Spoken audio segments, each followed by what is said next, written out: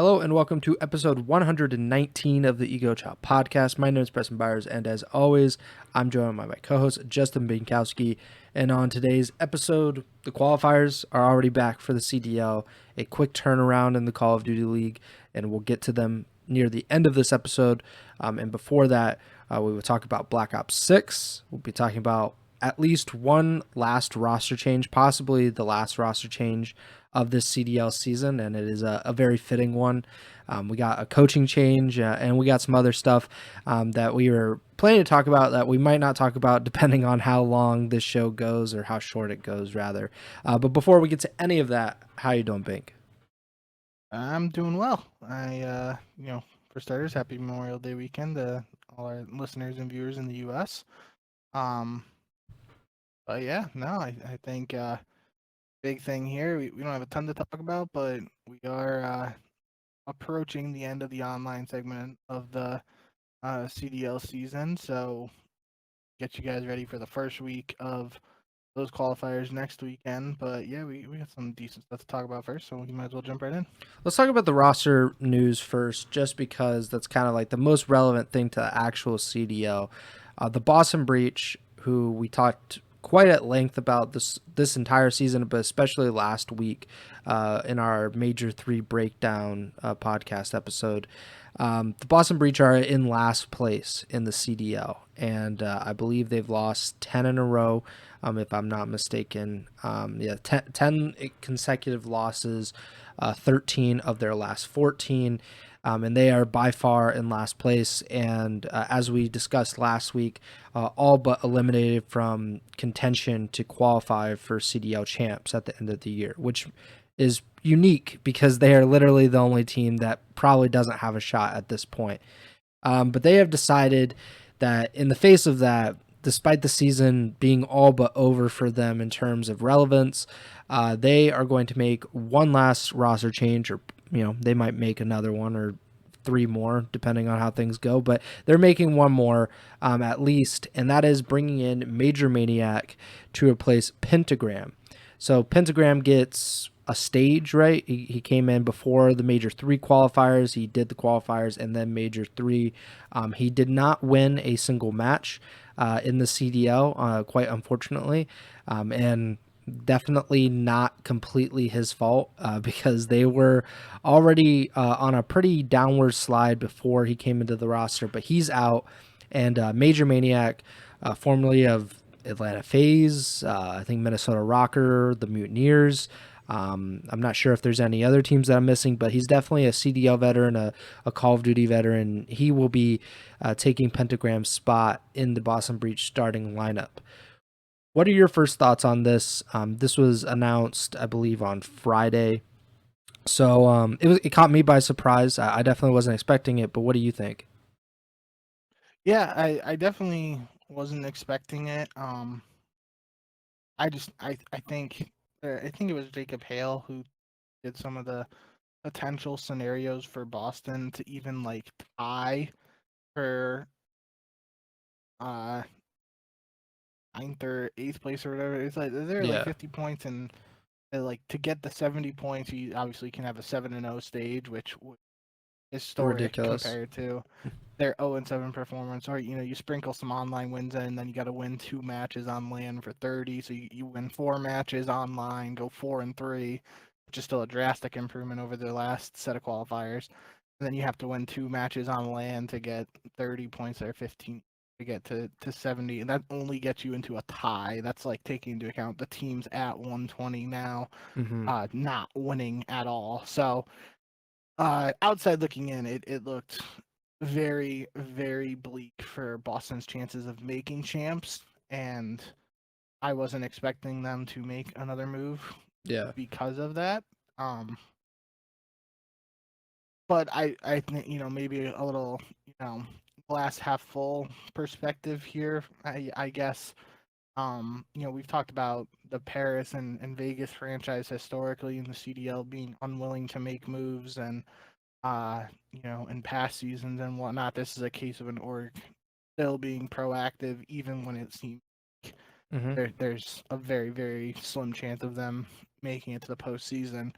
Um, So that's, and I think Boston's been pretty good about that, in it's good time in the CDL. But to me, the bigger thing is like this is just a super risky move for Major Maniac. I believe I just tried to look it up and I couldn't find the placings for the last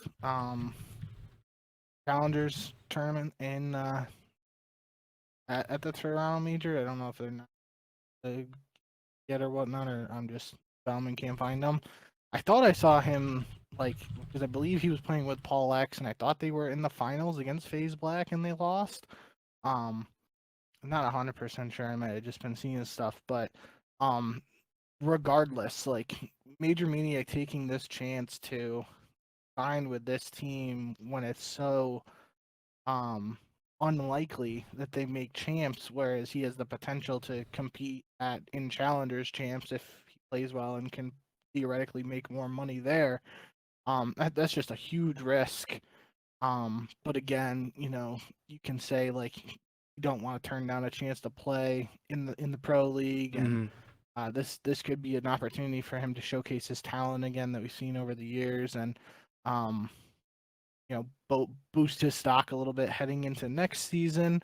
At the same time, too, the move itself from a player standpoint makes sense just because Major Maniac in his CDL career has been a part of some really strong search and destroy teams. He himself um, has had some, strong performances in search and destroy, and that's the mode like I think of him as a player. I'm not thinking of him as a guy who's going to go out there and drop 40 kills, but he's the guy who on that Atlanta FaZe team back in MW 2019 would be sitting in that P2 on Hackney Yard for just 60 seconds while the other four guys on his team were getting all the kills, and he had no problem just soaking the 60 seconds in the hill while everyone else was getting the kills. I remember vividly there was like I guess not I can't remember the exact numbers, but I know there was a case where he like was on that hill and had like very few kills, and everybody else on the team just had the kills, and they were getting all the points because he was chilling in the hard point, didn't have to do anything but just sit there while the rest of Atlanta was getting all the kills on the map and whatnot. So I don't think of him as a guy who's going to come into this lineup and drop 40 kills a game. He's going to come in and make the fundamental plays, which could help someone like Snoopy, who's still trying to learn and develop as a player. And the big thing that we've talked about with Boston over these last couple weeks and months has been, their losses in Game 5 and losses that they had like a 10 loss streak or 9 loss streak in search. Um, if you're looking for a guy in the challenger scene who has the potential to help out in search, the names that would potentially come before someone like Major Maniac are not a lot of people come to mind. So in terms of the fit and the move itself and what it could do to help this team, I think it makes sense and I like it, but it might just be too little too late. Like if this happened Major 3 or before Major 3 and they didn't have the 0-7 stage, I mean, you can make the argument they don't have the 0-7 stage because with Major Maniac, I feel pretty confident in saying he might have been able to help them win at least one of those Game 5s that they lost over these last couple of weeks, let alone, maybe a Game 2 thrown in there that they don't even have to get to the Game 5, right? Mm-hmm. So, it's a really risky move for Major Maniac himself. But like I said, if he just comes out and plays like he's capable of, he can potentially boost the stock and in the next season, help him get back into the league. But if this is another case of Boston just really struggling, they don't make champs, and then we look back and whatever team Major Maniac was on in Challengers makes a run at Challengers champs, like uh, from a financial standpoint, it could be a move that backfires in that regard. But if he comes out and plays like he's capable of, and this helps him get a team for next season in the pros, then it might be all worth it in the end. Yeah, he was on Lore Gaming, and they got second at Challengers in Toronto. They lost to FC Black, which is Asim and Brack's team and all that stuff. So, obviously it's a weird move for both sides. Like you mentioned, Boston making another roster change, and this time it's Pentagram who kind of gets the Asim treatment of like, okay, you get a very limited window in which to prove yourself, and then you're out. And there's really no second chance there. And obviously, Pentagram has been waiting and waiting and waiting for his moment in the CDL. He was the LA Thieves substitute, 2 years ago. So it's obviously probably a big blow to him, and understandably so. I understand it from the point that it's kind of like an audition, this last stage for Boston. They're trying to do whatever they can to, I would assume, put the right players around Shotzi, or not Shotzi, Snoopy. That would be something. But they're trying to put the right players around him, and you gotta figure that out, right? If he is going to be the guy in the future, if he's gonna stick around next year, and they plan to build around him, then this next month and a half is all about kind of auditioning players to see if they fit with him. And it's not necessarily about talent and like gun skill necessarily. It's more just about like, how do they personality wise mesh with him in game? Are they there to support him, or do they kind of take away from what he's good at? And that's a big part of it. I'm not really entirely sure. It's like we really didn't get a good look at Pentagram in that regard, because the team is in such disarray that it's really hard to pinpoint exactly Pentagram's value to the team over the past month and a half. So, I feel bad for him, and I feel bad for just Boston fans in general, that this team has been, pretty much such a train wreck over this season. And, this will be almost certainly, I know, you were saying that Jacob Hale was trying to lay out some, unlikely scenarios, but it's not going to happen. Like, there is no New York Subliners kind of redemption arc here for them. They are what they are, and they will be ending their season with a major four, probably a first round exit if I had to guess, just based on what they've shown this season. But it'll be interesting. I'll give them that. I wish them the best of luck, especially Major Maniac. And I definitely think that he could be making a mistake, but at this point, he's been on several CDL teams. He kind of feels like not necessarily in the same boat, but kind of in a similar boat as Gunless, where you just don't have like these options to be kind of turning down these opportunities. And maybe he can make the most of it and kind of give a good impression to those are in power. Maybe that's Doug Spencer Martin. We don't know. People are calling him the shadow GM or whatever for Boston. So that's pretty interesting. Another piece of not necessarily roster news, but roster related news, the Miami Heretics, they released Gaberi. Is that how you say it? Noel Gaberi. I'm not Garberi. I butchered that name, but he was formerly the head coach of Miami Heretics. He was announced at the beginning of the season when the Heretics announced their roster. They announced like a 6-man team, if I'm not, or a 5-man team or whatever, and then they announced 2 coaches. One being Method Zick, which was he was a player on the former CWL version of the Heretics, and Noel was also part of this, and I think they were both listed as head coaches or both listed as coaches. I'm not sure exactly what the roles of them are, but the Heretics, despite having literally their best weekend of Call of Duty all season, this was the time that they decided to release him. I'm not sure if this was just something that kind of happened, that it was just a bad coincidence that they were planning to release him all along, but it seems weird that they would do it at this point in time. Your thoughts? Obviously, we don't know much about him, really much at all about him, but I mean, it does seem a little odd, does it not?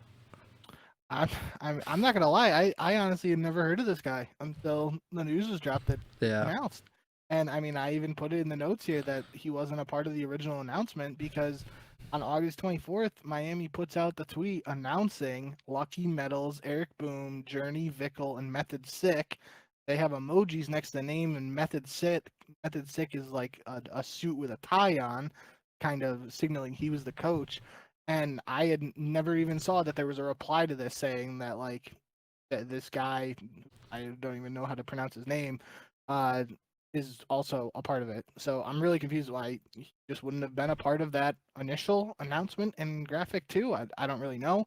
Um, so that's kind of I was really surprised to begin with because I just thought Method Sick was the coach this whole time, and yeah, so I don't know. I mean, uh, from the perspective that you just brought up there of like saying that this was their best performance, and now they're moving on from one of their coaches, that is definitely a bit strange, and not entirely sure what's going on there, but um, I think all things considered that it, if this doesn't affect the team in a negative way, that Miami is potentially playing their best Call of Duty at the right time and on a good trajectory to make it the end of the season here. So we'll have to see how big of a role this change plays in the team dynamic or anything like that. But honestly, I can't really Yeah. speak on him or what he means to the team or anything because for this announcement, I had no idea he was even a part of the team. Yeah, I mean, like I think I had seen his name, but I don't really know what some of these coaches and analysts like what their actual role is. I know some teams have multiple coaches, and I'm sure they kind of Yeah. break down the responsibilities. But I'm definitely not in tune with the coaching staff of the Miami Heretics, to say the least. We can move on just on that. Black Ops 6 announced this past week, which is that's cool. I mean, Treyarch coming back into the fold. It feels like a long time since that, but it really hasn't been that long. And the full reveal date was confirmed to be for Sunday, June 9th, which is the Xbox Game Showcase. So in 2 weeks from now, we'll get a actual reveal of Black Ops 6. Your thoughts? Obviously, we don't really know anything about the game necessarily, but it's exciting just to have Treyarch back in general. Yeah, I mean that's the number one thing I'm most excited about. I mean, I feel like I've said it on previous podcasts when episodes when we've been talking about the next Call of Duty before we even knew it was Black Ops 6 when we knew it was a Treyarch game. Mm-hmm. But over these last few years, there have been so many complaints. First off, I feel like potentially MW3 has been like the least complained about COD in comparison to a lot of the other ones. That might just be, It was an it might MW2 be reskin. it's the one I've played the least over the last few years, so maybe it's just me being less in tune in that sense. But uh, regardless, just some of these games in recent years have not been well received by the community. That's putting it. Yeah. But the light at the end of the tunnel seemingly has always been that another Treyarch game was coming.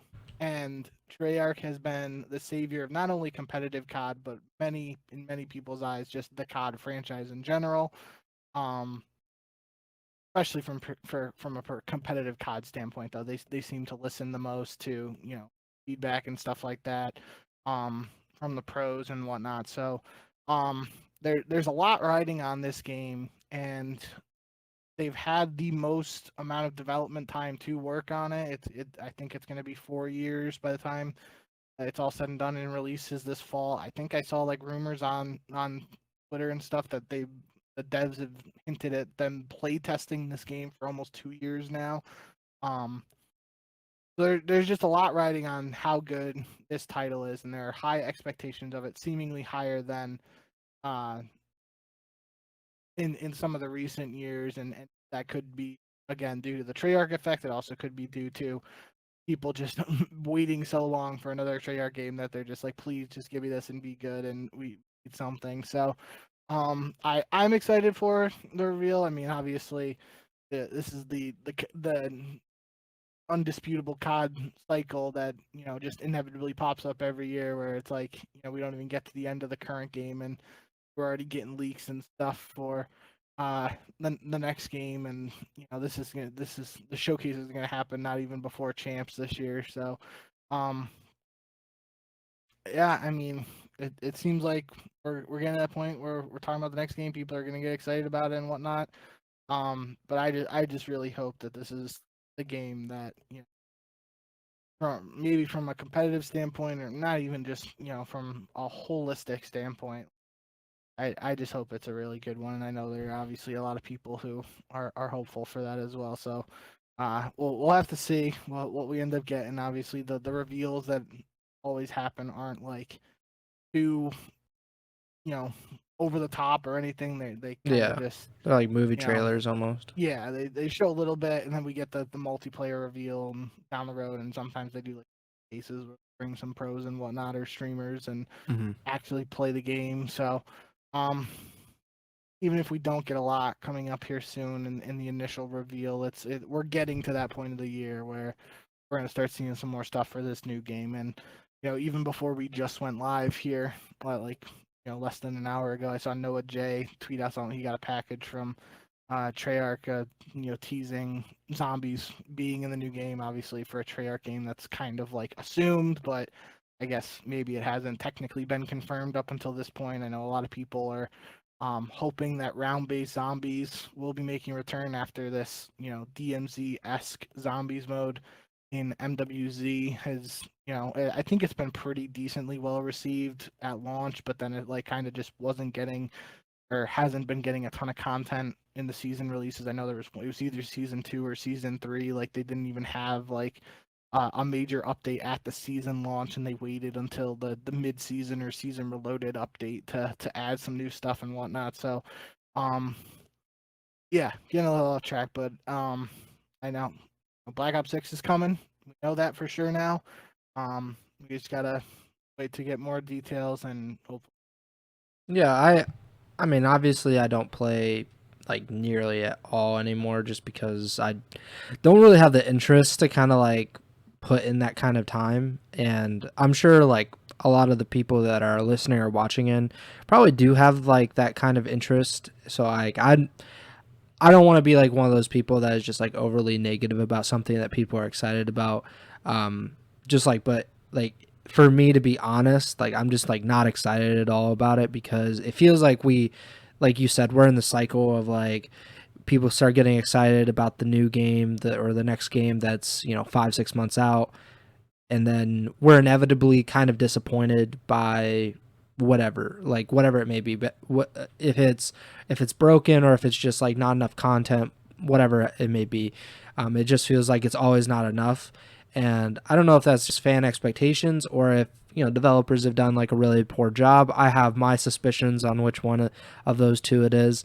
But I mean, I think it'll be cool, just because I think people are more positive and like more patient with Treyarch a lot of times, because they have a good track record, or at least they have like a perfect track record compared to a developer like IW, which they should never be able to touch another Call of Duty game, in my opinion. So, but yeah, I think it'll be cool just to see people get excited about Call of Duty, and yeah, we'll see what happens come June 9th.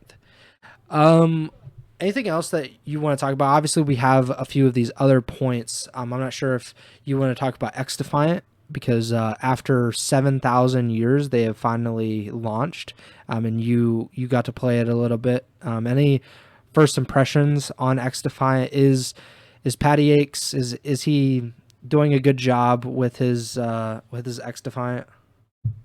I mean, it didn't feel like it wasn't anything super crazy or reinventing the wheel or anything like that, but it played a couple hours on launch night with Chemi, my cousin, and one of my other friends from home here.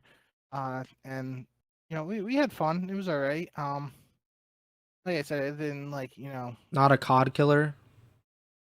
I don't think so. No, I know as many people like to meme and joke about that. I think some pretty drastic, uh, not necessarily changes, but they would have to like. I feel like I'm not wording it correctly, but like it's not anything drastically different from Call of Duty enough to be a COD killer in my eyes. Like Yeah. it, it felt like a shooter. It felt good. It did, there are some gunfights where it felt like if I wasn't hitting the guy in the head, like I was just getting shredded and not doing damage. Um, but I mean, it has like that specialist X esque element to it with the characters and their abilities and whatnot. So, um, it was fun. It was all right. Gonna try and play it a little bit more, see if I have any other big takeaways from it. But I do think that the one thing I've seen the most and people have been talking about a lot, I feel like, is like the weapon progression and the leveling. But at this stage, like it's like season 0 for the game. There's really no like incentive to level, and it doesn't really matter if the weapon levels take a while because it's a free to play game, right? So like if there's there's nothing like pushing you to continue to level, Mm-hmm. then you'll just level the guns and whatnot eventually. Obviously, the attachments are linked to the levels, so that's why people want to level the guns. But from a player level perspective, there's nothing like, at least that I've seen, there's no reason to like try and like hit level whatever the max level is.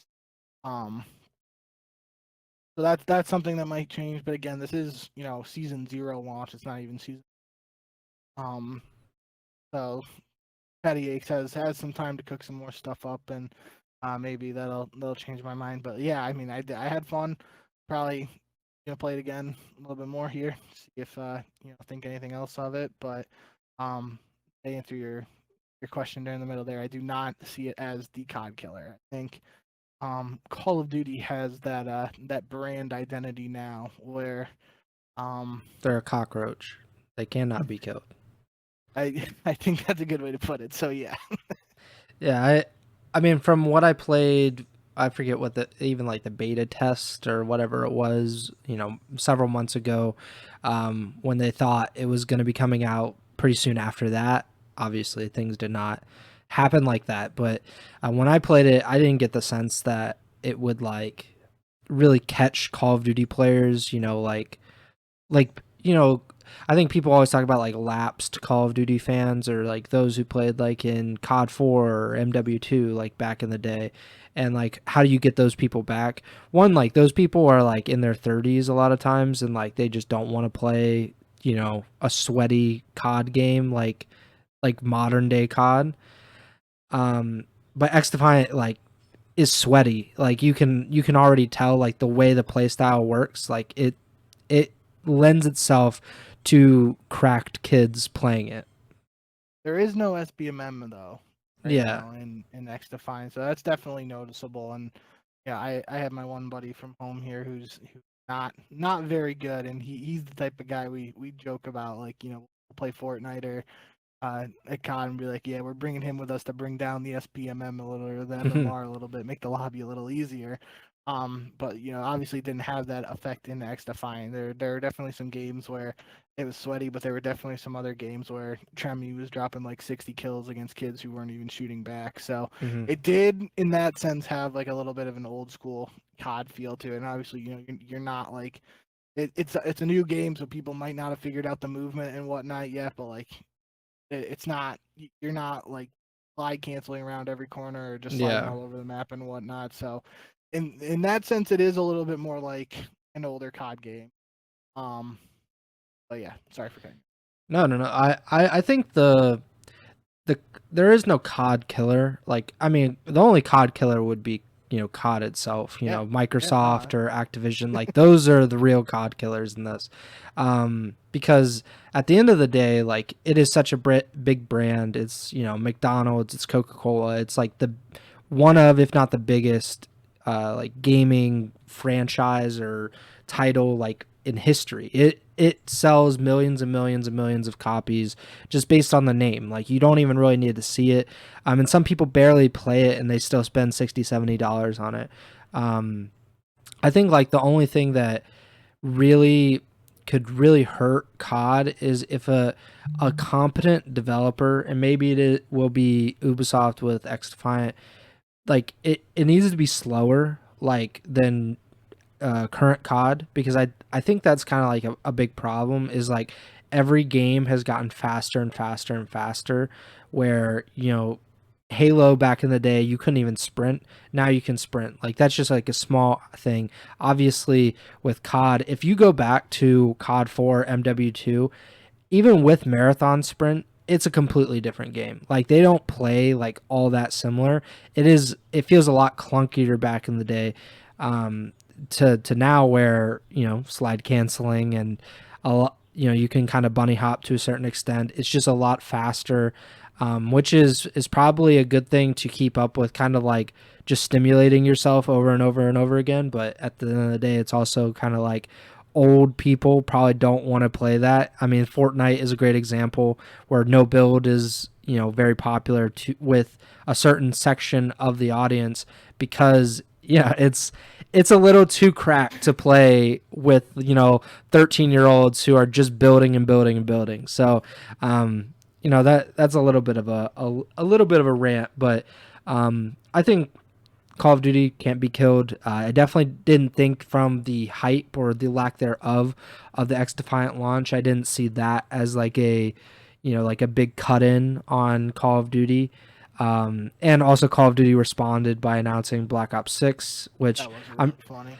I'm sure it was a coincidence, because I don't think I they don't think it was. well, if it wasn't, it makes it even better. But it's just, they can do that at any time. They can Yeah. just throw out something that will be like, ooh, and people will just look at that for a week, and then X Defiant's like, where did all of our players go? So that's just kind of how Activision has, or Microsoft, or whatever the company is called now. That's just how they are, and that's how they have that ability at any given moment. Um, do you want to talk about this other stuff? Doug being homeless, or anything? We can touch on it. Might as well. So I guess Doug Sensor Martin, if you weren't aware, he said this was at the beginning of the season, if I'm not mistaken. This wasn't like It might have been in the off season. okay. So he said on Dexerto's Reverse Sweep podcast with Parasite and Aches and all of them. So he said that basically this roster for Optic that they had signed in the offseason with Kenny and Pred coming in and joining Dashy and Shotzi, that they would never win anything. They would, he would put his home on that, his house. Well, Optic won Major 3, and now Doug Sensor Martin is homeless. Any thoughts, Bink? I just think, I mean, that was a pretty bold statement to make. Bold, putting it In your lightly. house. Obviously, Sensor isn't exactly hurting for money, so maybe he's just able to bet houses on. He's got stuff like gym this, money. but well, I was gonna say, I don't think he's actually going to be giving up his house, which is another comparison to Al Jim there of saying things and not sticking to your word. But in all seriousness, I think the aspect there of him just saying, like, I believe like the crux of his point, just like It was based Pred on Dashy, right? yeah, it was like Pred with Dashy and Nazi or whatever, like just wasn't gonna work or whatever. And I mean, they obviously we had this conversation last week on the podcast of like raking them with Atlanta. I think we both kind of agreed at this point. It's kind of hard to put Optic definitively at number one. Probably do like a 1A Atlanta, 1B Optic sort of deal. But either way, they've been one of the best teams in the league all season. Yeah. There was the stretch until this, leading up to this point at Major 3, where they had not lost to anybody outside of Atlanta for like 2 months. And then they followed that up by beating Atlanta and winning the tournament. So, yeah, I just think, the Optic team has a ton of talent, and it makes sense that get the job done. As we've mentioned, it obviously Greenwall expects you mean first your last mentality. So in their eyes, it may have taken a little bit longer than they would have liked, but especially in this season where been so dominant by the top half of the team.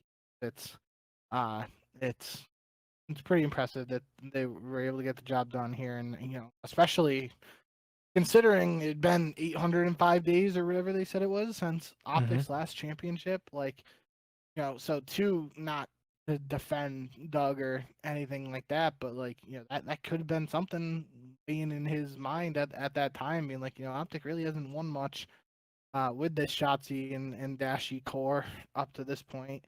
Um, but regardless of the clip and any context behind it and whatnot, it's uh, now looking back on it, it's Optic are in a position to be playing their best COD at the right time, which is something we always talk about here, and they could potentially be heating up, and they win Major Four and champs, that we're looking at a completely different narrative for this whole season. Where in recent months it was kind of like the return of the Atlanta FaZe dynasty and them Mm-hmm. being unbeatable and whatnot, and um, Optic has an opportunity to completely just change the narrative around that. So I am excited to see how they're able to build off of this championship. Right, like I was just saying, Optic expects championships every time out. If they at the end of the season just win Major 3 and they don't win Major 4 or champs or both, like what's the perception going to be around this team? That'll be something interesting to look at in a couple months. But end of the day, they just won the championship. So got to give them their flowers. And for now, we got to wait and see what they do the rest of the way. I just disagree with Doug because it's like if it was based on, oh, okay, New York has obviously a great roster coming into this season. They replaced replaced Priesta with Sib, who's a very good player. And then there's obviously Atlanta bringing Andraza. Like those two teams, I definitely could see those two teams being better than Optic or having a better time fitting in their new acquisitions versus Optic, who replaced half their roster, and there could be some kind of role friction between the guys like Dashi and Pred. I can see if that was his point. It definitely felt like his point was Dashi wasn't a winning player in that sense, which is a prevailing, I would say, almost conspiracy theory at this point, that Dashi is like incapable of contributing to actually winning Call of Duty. And people, obviously a major should give you an idea that he is capable of doing that and just his skill in general. But we've also seen in the past with someone like Aches saying that Shotzi isn't a superstar. People are just saying really stupid stuff online, and it doesn't really make a whole lot of sense.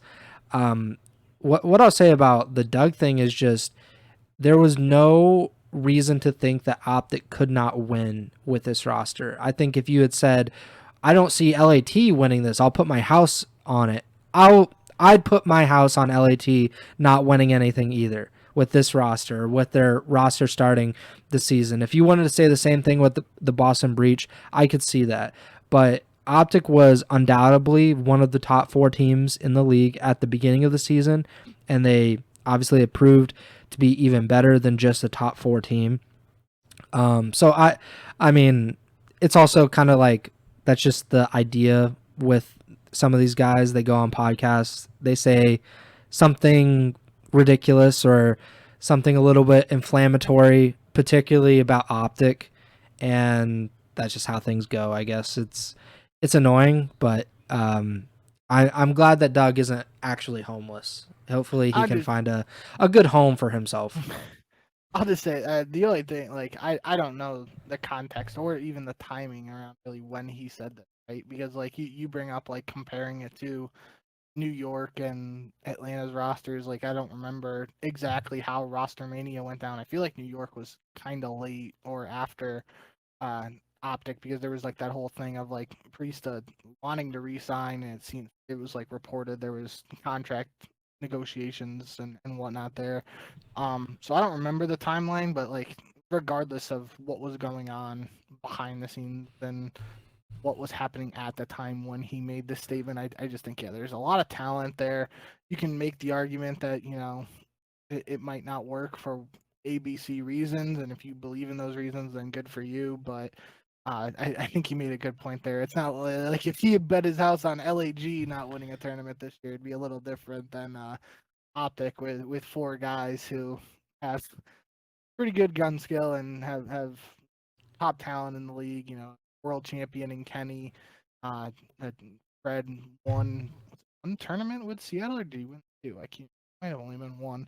Um, and then obviously Shotzi and Dashie did it before, so it's again, it's not like betting the house on a team that has no chance whatsoever.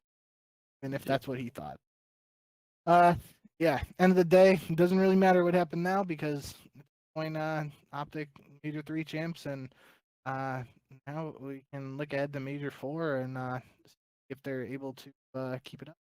Okay. You want to start the Major 4 predictions, or do you want to? Well, I know you wanted to talk about that Ben thing, so. Well, I'm a little less enthusiastic now that we've actually, it's been a week or so, but I don't really have like a solution, and I'd love to hear if you have an idea. But this was something that Ben tweeted, I think, like right after the major ended last Sunday. He said, quote, owners in league trolling the fans if we don't get a better online format next season. We want to see more top team battles, not some awkward 7-game qualifier stage.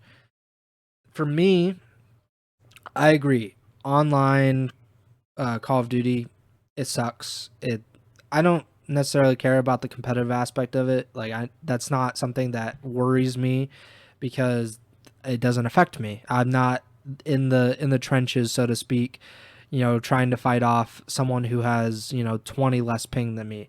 But for me, it's just there's no atmosphere. There's no kind of it feels like there's no stakes a lot of times. Obviously, that will change with these upcoming qualifiers because there are a lot of stakes. Each win actually means something. I don't know how you can replicate that across an entire season, and I don't think there is a way to replicate that across an entire season because the NFL probably has the most interesting regular season because there are only 17 games. But even then, one game in the middle of the season will not make or break a season in that moment. Obviously, in hindsight, yes, you losing that week 6 game actually was a big deal. But if you are 5-1 and then you lose another game in the NFL, it's not the end of the world. I just don't know how you could honestly, put that into the CDL where one, you're satisfying the players who have been very vocal about there being too few matches or at least going to a tournament and only playing one match. So you're balancing that, and you're also balancing the idea of if you play too many matches, then by default the matches mean less by themselves. And the more you play, the less they mean on an individual basis. So I'm not sure how you balance that or if there is a way to balance that. I've had the idea that everything is basically a tournament where you're always kind of moving forward, and you can do that from the very first event. Just base it on the previous season's final standings where you have, say you split the teams up into 2 groups and you do a little bit of group play, then you do a tournament. You can do that in probably a weekend. If you want to split it over multiple weekends, I think you can. I don't think the online portion is necessarily the worst part. It's just that there aren't fans, which obviously we'll see with Major 4 as well. There won't be fans. And it's just that each match kind of feels a little bit meaningless at times. I don't know if you have any thoughts or any suggestions on that kind of stuff. So I don't know if it's necessarily tied to this discussion or not exactly, but one thing I've seen in the community, I think Breaking Point even posted a poll on it, is the return of 2Ks and 5Ks, which for those who don't know, feels like way back in the day at this point, but now, they were pretty 5 prominent years, in 6 years. AW and Ghosts, but they've been around in different capacities over the years before really the CDL started. Were these online tournaments that, say a 2K tournament that was you're playing for 2K points for the players. And those points obviously helped for your seedings at the open events and whatnot. And when there were open events, it was the difference between being in those 16 teams to automatically make pool play versus having to fight through the open portion or the gauntlet as it's known today, the pit, whatever you call it. I feel like one of the things I mentioned either last episode or in a previous episode is um, getting to a point where there's one of LAN event for each team in the CDL. So right now we have the 12 teams. If there were 12 LANs for each of those teams, that could be a way you were able to completely remove the online portion of the season. Um, but if you're able to do that, then that gets rid of potentially the online matches, and brings what you're mentioning. People want to see the tournament action. They want to be involved and be at these LAN events and whatnot. Obviously, there are massive cost implications and whatnot involved in running that many events. So a potential middle ground there would be like 6 LAN events. Half the teams host it one year, half the teams host it the other year. And then you sprinkle in some 2K and 5K tournaments in between those LAN events instead of these online pool play. They're not even pool play matches; they're just group play matches at that point. But you have like a tournament-esque online segment in as opposed to these just Carolina playing LAG and having only 5,000 people watching it on a Friday afternoon. So that's one potential idea. I mean, there were major issues with the 2Ks and 5Ks that I think some people are looking at this with like rose tinted glasses or whatever. People hated them. Yes, and there were problems, cheating and whatnot. And yes, it'd be worse now too. Especially there were times where like Optic is the 1 seed playing against 4 random kids and they're winning 250-0 in the hardpoint, 6-0 in the search. And all that. So I think, there would have to be tweaks to it. And you could argue that if we do a 2K with the 12 CL teams and it's in that tournament structure, then you're avoiding some of those other issues. The other problem with 5Ks was like waiting for buys and rounds. Like when Optic finishes their round 1 match, they got to wait for like the 512th seed and 511th seed to play their match, and then you got to wait for all the round 1 matches to end before you play round 2, etc. But with a smaller number of teams, if it was just the CDL team, could in theory, run a better 2K or 5K. There's some of those examples that we were just talking about. But yeah, end of the day, I think that is one of the potential solutions here is instead of just having Team A versus Team B at Y time on any given day for the online qualifier matches, able to bring in some form of tournament for a weekend instead. I mean, you could in theory get rid of the Fridays and just do the tournament like first couple rounds on Saturday and then like top 4 on Sundays for an online tournament. You do that for a week, take a week off, and then you have a LAN event and you repeat that like 6 times potentially. Then you have champs after that. I don't know. That's one idea that just comes to mind, and again, that's based on. I feel like there's been some talk about the 2Ks and 5Ks in the tournament. I mean, you could even, and that's you want to do 2Ks and 5Ks. I know there were 10Ks at one point too. You could even set it up to have like first week of a month is a 1K, second week of a month is a 2K, and then third week you have off, fourth week you go to the LAN. And then like maybe middle of the season it goes to a 2K, a 5K, and then a LAN, and then maybe like right before the end of the season you do a 5K, a 10K, and then a LAN, something like that. I don't know. You'd obviously have to have people smarter than me and with way more experience in tournament management trying to figure it out. But I do think a long-winded way of us both kind of agreeing that finding a tournament-esque solution or replacement for just the online qualifier matches with like a set schedule is potentially one way to improve the online experience if they want to, Yeah, I think in general online is gonna stay. Like Yes. Everybody Yeah. can talk about it however they want, but it's unrealistic to think that Microsoft would be like, you know what we're gonna do? We're gonna lose a bunch of more money by putting on these these games on LAN versus online. All right, like let's be real with ourselves. These are going to be online matches. There are going to be online matches probably for the rest of however long the Call of Duty League or whatever the Call of Duty World League is. The the way to like I think it's really difficult, like I said, to create some kind of format that's going to serve the players and the fans.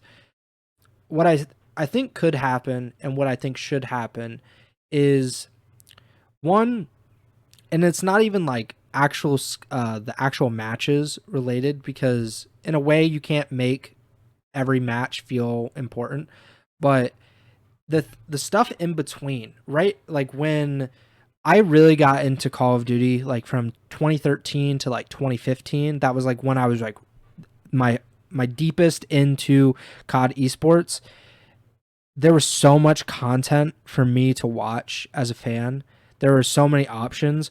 Every pro player pretty much was streaming, whether it was eights, whether it was game battles. Obviously, there were 360 icons back in the day, which dates both of us, I think. There were, anything. There were S&D tournaments, obviously. All that stuff pretty much doesn't exist the way that it did back in the day. Obviously, game battles just literally does not exist anymore. Yeah. And 360 icons does not exist. S&D tournaments are so, far gone from like the importance that they used to hold. And even Money 8s have pretty much gone by the wayside. Like I don't know if that's a players thing or if that's like, I know that at one point the league had tried to kind of get rid of it because it wasn't like a CDL sanctioned event, which is stupid. Don't be stupid. It's like literally, like, I understand if you're the NBA and you don't want LeBron James going to his local park to play basketball against some strangers and potentially tearing his ACL. I understand that point of view. But if you're saying that Shotzi can't play Money 8s with other pro or challengers players, I would have to be given a really, really good reason why that isn't the case. Do you think it actually means more for Shotzi to play in the CDL if he can't play in Money 8s? I feel like that's a ridiculous statement. I think it was the gambling aspect of it. Well, we live in a world where sports gambling is very legal now. I think that was the issue at that time, because I remember when they were trying to do it, like they were like players were being like, we're playing for handshake. It might not even been hand. They had some funny term that they were like, yeah, we got 100 handshakes on this. They were trying to work around it. So I believe the money aspect is the bigger. There have been, even as recent as this year, I feel like off season, following their game, like I know Zuma and the Flank were trying to run a tournament. The CDL's like you can only have 2 players from the same CDL team on a team for this event because we don't want to have these full CDL teams playing in a non-CDL event. So my blood pressure is rising as you're talking. There have been, regardless of what the mindset is or the rules around it, there have been instances of this stuff happening as recent as this past year, and I don't know what the answer. So to kind of sum it up, what I would like is I don't know what the schedule should be. I think if you just did a little mini tournament every weekend, which was kind of what the first home series were in 2020. Yeah. I think if you do something like that, I think that honestly works the best for that weekend, even if it is online. But the stuff in between matters so much too. Right now we don't have anything from Monday to Wednesday in the CDL really. And even then, like sometimes those matches are so boring and so spaced out from Thursday to Sunday that we really don't have that much going on Thursday to Sunday. Yeah. What if we, like you said, bring back 2K, 5K, 10K, whatever you want to call it, however much money and points you want to put on it, and incorporate challengers. And you don't need, I don't think Bimmy Jimmy from, Arkansas, who can barely put his thumbs on the controller, I don't think he deserves necessarily, or that we need to have him be playing against Optic in an online tournament. But what if we just took the Challengers Elite teams? There's 12 of them. There's 12 CDL teams. Put them in a bracket, put them in group play, however you want to format it, and have 2 days, 3 days of just online competition. Everybody can stream it. Obviously, there will be the CDL broadcast, but everybody can make content out of this. Everybody can kind of benefit from, obviously the Challengers players who literally are only playing against Challengers players 95% of the time. Now they're streaming a game against Optic. Obviously, you should encourage these people to stream their games because nobody cares about your hardpoint rotations, and stop. I just want teams to understand that it's very important for you to build a brand because nobody cares about your Challengers team in general. That's why I watched Temp for pretty much the first few months of the season, was because he kept streaming his scrims. And I was like, this is cool. Like, I like watching competition. I like watching these teams actually play against each other.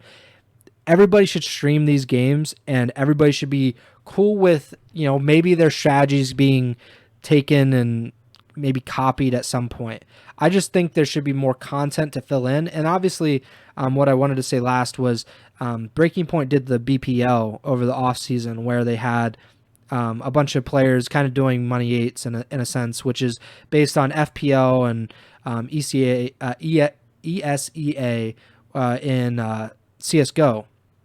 I think that's the perfect way to go about it. Something for pro players to feel like exclusive, and that we get to see these new players and new teams, and there's actually some kind of competition. But yeah, I think what happens in the between matches is almost more important than what happens out, in the actual matches, and obviously those are important as well. But yeah, it's obviously there are a lot of different opinions and probably a lot of different suggestions being thrown out in Microsoft or in the CDO. One thing I will say, I think the last thing talk on this, and it was important to bring up because I was just, reminded of it when you were mentioning like bringing in the challengers and kind of like that open-esque format, is we have to keep in mind, just as when was this announced? It was April 26th, so just over a month ago. The CDL announced it's like, major news for this year and the upcoming seasons, with like the forgiveness of entry fees and whatnot. Is there could be massive changes to the CDL as we know it, even beyond just like the online versus LAN debate, right? Like, people are saying that this move could, in theory, open up the circuit to more teams, bring in expansion. It's something we've been talking about for years. And it's just there's a lot of uncertainty. I think there was a lot of uncertainty around the CDL as a whole heading into this season, with the whole Overwatch League situation and whatnot. People worrying the CDL was going to be done away with after this, and this was going to be the final year. We get this announcement last month. Seems like the CDL is here to stay, but there are still questions around what the format could look like, how many teams are going to be involved, a whole bunch of stuff. So this is going to be a topic, even beyond just like, the online portion of it and whatnot. We're going to have a lot to talk about over these months, especially in the fall, after this season ends, where hopefully, but I feel like it's safe bet we're going to get some reports around roster moves, obviously, and then could be some potential reports as Dell, Activision, Microsoft, whoever, start to iron out what the 2025 season could look like. And there could be some massive differences even beyond just this whole online debate that we've had for a good time. So something to keep in mind too for our listeners. Yeah, and the last thing is just it really depends on what the CDL and the fans want the CDL to be. Do they want it to be endurance based, where it's about grinding through tournaments over a weekend, which is back in the day, that's what they did, or what the format is now, where you play one, maybe two matches in a weekend, and that's just kind of how it goes. If you want to be endurance based, then that's your preference. If you want it to be more of a traditional sports league and have this kind of set opponent for the weekend, then that's what you have now, really. So but I'm sure we'll talk about it a lot more after the season. And after the season is coming pretty quickly. I think we're only about a month and a half or so away from the off season, and the off season is pretty pretty cool usually, at least the first month or so. And then teams just decide that they won't announce rosters for 3 months, which is infuriating. But yeah, we'll talk about it more in the offseason. Let's get to Major 4 Week 1 predictions. We're about an hour into the show. Obviously, we've talked about a lot of non-match stuff, but qualifiers are here. They are coming up this coming weekend, May 31st to June 2nd. And these qualifiers are packed because of the change in schedule. Major 4 was supposed to be hosted by Carolina. That did not happen, and it will be in Burbank with no fans. So they changed around the qualifying schedule, and this is definitely the busiest qualifying stretch that we've had so far this season. And this will be kind of we'll get to see what teams are really made of in this, I think, because the schedule is a lot more intense in terms of how many online matches there are per week and how many fans are ready for this many online matches. But we're starting on Friday, May 31st. Seattle versus Toronto, Minnesota versus Boston, Carolina versus LAG. Starting with the Surge and Ultra, I think you have to go with the Ultra, coming off of a pretty impressive Major 3. Yeah, I'm going with Toronto here too. Minnesota versus Boston. Obviously, this is going to be the debut of Major Maniac with the Boston Breach. But I'm going to say that Boston's going to lose their 11th straight match and that the Minnesota Rock are going to win. Yeah, I mean, we've talked about revenge matches in the past. Obviously, there's a little bit of a revenge match element here with Major Maniac, but it's not, necessarily him coming off of the Rocker or whatnot. So it's a little different, and Priest has got the history of the Rocker too. So, yeah, I think this is definitely, we've talked about it. I know I personally said it multiple times with these roster changes throughout this season. When you make a roster change, you don't want to be playing a team like Atlanta or Optic or Toronto, New York. You want to be playing one of these other teams in the bottom half of the league. You want to play Minnesota?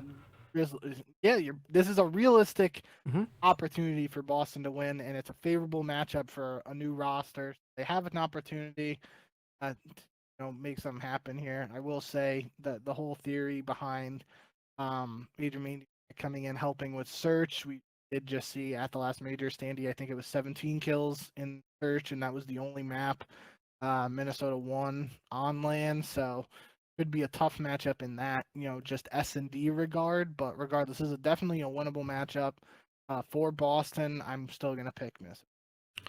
Carolina versus LAG. I mean, LAG, they didn't even have their land bump this time. They kind of used up all their powers in their whatever 1 or 2 online wins last stage. I'm going to go with Carolina. I think they're just a little more consistent, even if that is kind of a baffling statement just in general with the Ravens. Yep, I'm going to go with Carolina here too. Saturday, June 1st, we have 4 matches. We have the Battle of LA to start, LAT versus LAG. I will pick LAG just because LAG literally is like all but one, I think. If you picked LAT, I think I was going to switch. So I'm glad we were having a difference here. Yeah, this is a weird matchup because LAT literally cannot beat them. I think they've only beat them 1 time in franchise history. So I'm going to go with LAG. Probably going to lose this one though. Good for you. I like it. I'll take LAT, so you got a different. Battle of LA has historically been LAG. Might have an edge here. Vegas's week from hell begins here. They play the Toronto Ultra. I will be going with the Toronto Ultra. Same. Miami versus Optic. I think I might have to go with Optic. Yeah, I will take Optic as well. And New York versus Carolina. This is kind of a, not like a no-brainer just because the Subliners haven't been like the most confident team to pick. But, I still have to pick them in this case. So I'm going to go with the Subliners. Yeah, I'll take New York too, but it definitely is. I feel like I've said it since major one where Carolina did beat New York every time they faced off since then. Like, it is in the back of the mind that Carolina has beaten New York, and when we talk about these matchups of the bottom 8 versus the top 4, this is one that sticks out to me as like a matchup that we've seen Carolina hang with New York and in fact beat them. So could be some upset potential here, but I will take New York. I think we're going to agree on all of Sunday's matches. Sunday, June 2nd, we got Minnesota versus Seattle. I'm not really feeling Minnesota at the moment, so I'm going to go with the Surge. Yeah, I mean, I wouldn't have picked Minnesota potentially against any team other than Boston. Yeah, So same. I'm not super confident in them, so I'll take Seattle. Boston versus LAT, same with Boston. Even if I'm picking LAG over LAT, I can't pick in good conscience Boston against anybody at this point. Oh, yeah, I gotta go with LAT. Atlanta versus New York.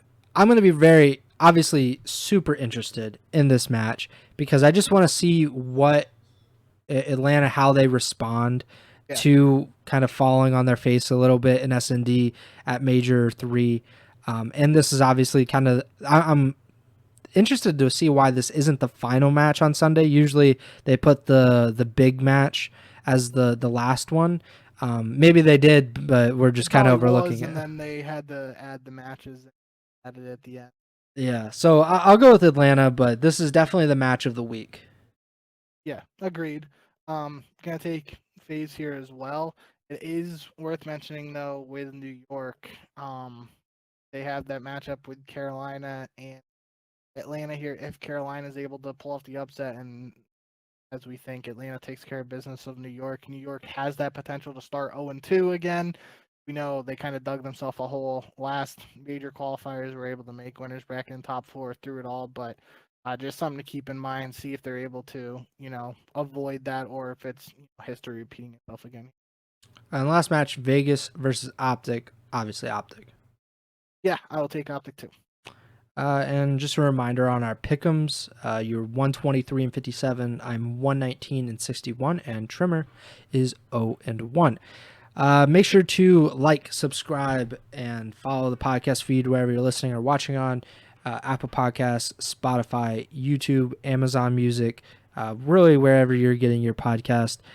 Make sure to give us a 5-star rating on Apple Podcasts. You can like the videos on YouTube. And I've seen, we've had, I think, a few comments over the past week or two on our YouTube videos. Really, really supportive people, and I really appreciate all of that. Bink does as well. It's honestly great to see people that obviously we don't know these people at all, and they're just coming to our YouTube videos and saying like, keep up the good work. Really like the podcast. That kind of stuff means a ton, and we really appreciate it. You can follow us on Twitter at jbink with 2Ks, at Preston Byers, podcasters at Ego Chall Podcast. Next show will be sometime early next week. So I'll be out of town for work until I'll be coming back on Sunday. So I won't obviously be watching the matches as they happen Thursday or Friday through really Sunday. So it might be Sunday. We'll play it by ear, but obviously if you follow the podcast feed or if you follow our Twitters, you'll see when we tweet about when we we're going live on Twitch. So obviously that's the best way to keep updated on what's going on with the podcast, but we will be back at some point early next week to talk about all of these matches and then preview week 2 of the Major 4 qualifiers. That does it for me. Bink, take it away. Yeah, thank you guys as always for the support. You kind of alluded to it, but I wanted to shout out in particular one of the comments from last week's video on YouTube, which is one of our best videos view-wise so far of this current season at least. At RG-Reactor on YouTube said, shout out to both of you for putting in this grind. Keep pushing, boys. You will get what you deserve soon. I just thought that was a really wholesome comment. I really appreciate it. Into too how much you like it. So shout out to you, RG Reactor. Appreciate you leaving the comment, watching, supporting the videos and the channel and all that good stuff. So yeah, I mean, getting to the end of the season, but we still got some matches to grind through, and looking forward to bringing you guys all the comments. So even got any feedback or whatnot, feel free to leave it in the comments. And you got any other comments or stuff you want to gas us up a little, definitely feel do that too. I'm not gonna dislike that at all. So thank you guys as always for all the support, and remember to send the chow.